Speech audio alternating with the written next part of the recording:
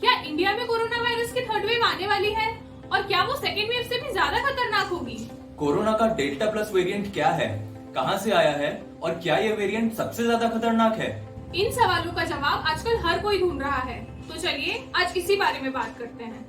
Alpha, beta, gamma, delta और अब delta plus, ये सारे कोरोना वायरस के वेरिएंट्स हैं।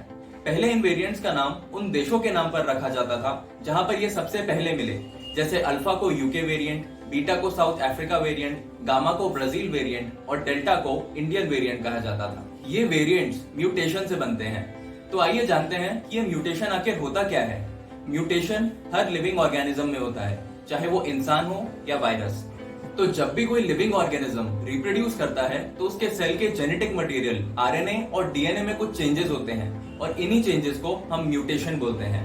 सिंपल लैंग्वेज में बोला जाए तो जब भी कोरोना वायरस अपनी कॉपीज बनाता है तो उसमें होने वाले चेंजेस के कारण वेरिएंट्स बनते हैं। मोस्टली ये चेंजेस नेग्लिजिबल होते हैं और वायरस के बिहेवियर या कैरेक्टरिस्टिक पे इनसे कुछ खास फर्क नहीं पड़ता, पर कभी कभी इन ऑल्ट्रेशन के कारण वायरस का कैरेक्टरिस्टिक और बिहेवियर बदल जाता है। जैसे वायरस की ट्रांसमिसिबिलिटी बढ़ सकती है या फिर वायरस ज्यादा खतरनाक भी हो सकता है। इन चेंजेस के कारण हर बार एक नया म्यूटेंट या नया स्ट्रेन बन जाता है।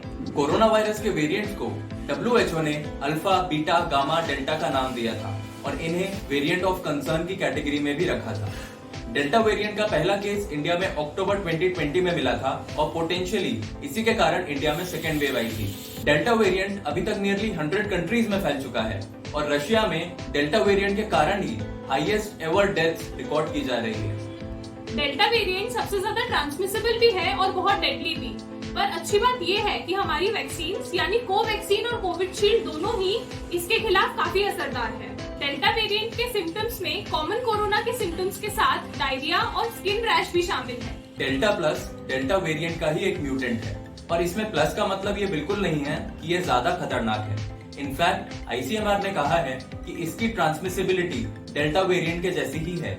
राजस्थान में डेल्टा प्लस का पहला केस एक ऐसी लेडी में मिला जिसे वैक्सीन के दोनों डोज लग चुके थे। तो क्या वैक्सीन डेल्टा प्लस पर असर करती है?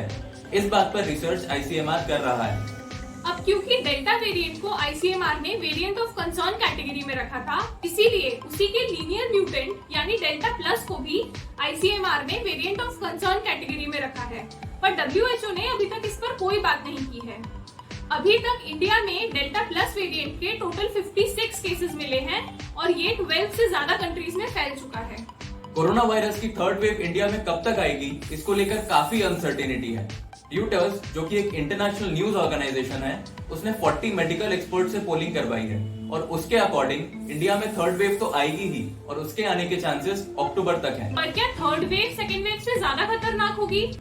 तो ICMR का कहना है कि सेकेंड वेव के कारण इंडिया की बहुत सारी पॉपुलेशन कोरोना वायरस से एक्सपोज हो गई थी।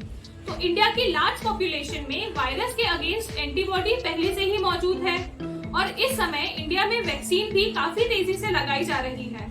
तो अगर थर्ड वेव आई भी तो उसकी इंटेंसिटी और इम्पैक्ट सेकेंड वेव से कम होगा। पर थर्ड वेव कितनी जल्दी आएगी या आएगी ही नहीं, ये हम पर डिपेंड करता है। हम जब तक कोरोना के सारे प्रोटोकॉल फॉलो करते रहेंगे तब तक थर्ड वेव का आना डिले कर सकते हैं, पर इतनी आसानी से हम कहां मानने वाले हैं। जैसे ही लॉकडाउन खुला हम सब अपनी अपनी फेवरेट डेस्टिनेशंस पर घूमने निकल गए, कुछ शहर के अंदर और कुछ शहर के बाहर। ये कुछ खूबसूरत तस्वीरें हैं शिमला मनाली की। यहाँ पर इतने लोग घूमने चले गए कि हिमाचल गवर्नमेंट को यहाँ पर स्टेट में एंट्री के लिए पासेस इंट्रोड्यूस करने पड़े और व्हीकल्स की एंट्री को भी लिमिट करना पड़ा। यही हाल देश की बाकी टूरिस्ट प्लेसेस का भी है। लोग घूमने तो जा ही रहे हैं पर सोशल डिस्टेंसिंग तो दूर, मास्क भी नहीं लगा रहे हैं। अगर ऐसा ही चलता रहा तो थर्ड वेव क्या फोर्थ वेव को आने से भी कोई नहीं रोक सकता है और इस बार भी हम गवर्नमेंट को ही रिस्पॉन्सिबल बताएंगे। हमारे छोटे छोटे एक्शंस कोरोना की बड़ी लहर को रोक सकते हैं। हमारे एक्शंस पर ही कोरोना का फ्यूचर डिपेंड करता है। आपको क्या लगता है, क्या कोरोना की थर्ड वेव आने वाली है? हमें कमेंट करके जरूर बताएं। अगर आप भी कोरोना की इस लड़ाई में दूसरों को अवेयर करना चाहते हैं तो इस वीडियो को ज्यादा से ज्यादा लोगों के साथ शेयर करें। इस वीडियो को लाइक करें और नॉलेजेबल कंटेंट के लिए चैनल को सब्सक्राइब करें।